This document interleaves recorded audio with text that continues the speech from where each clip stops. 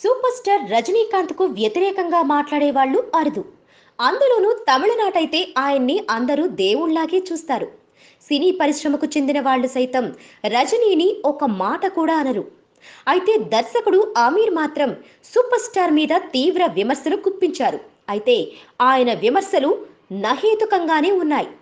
ఇటీవలే నరేంద్ర మోడీ 500 1000 నోట్లను రద్దు చేయడంపై రజనీకాంత్ స్పందించిన నేపథ్యంలో ఆయన్ని టార్గెట్ చేశాడు.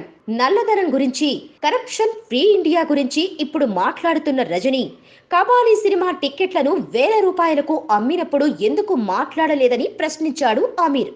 నల్లధనం గురించి రజనీ ఇప్పుడే ఎందుకు నోరు విప్పుతున్నారు? ఇంతకు ముందు ఆయన ఏ సమస్య మీద స్పందించింది లేదే. పెద్ద నోట్ల రద్దును మోడీ ప్రకటించిన వెంటనే కొత్త ఇండియా పుట్టిందని రజనీ అంటున్నారు. మరి పాత ఇండియాలో కబాలీ అనే సినిమా రిలీజ్ అయినప్పుడు ఏం జరిగిందో రజనీకి తెలుసా? కబాలీ ఆర్థిక వ్యవహారాల గురించి ఆయనకు తెలుసా? కబాలీ టికెట్లను ప్రభుత్వ నిబంధనల ప్రకారమే అమ్మారో లేదో ఆయనకు అవగాహన ఉందా? ₹120 కబాలీ టికెట్ను 2000కు అమ్మి బ్లాక్ మనీని పోగేసుకోవడాన్ని ఆయన సమర్థిస్తారా?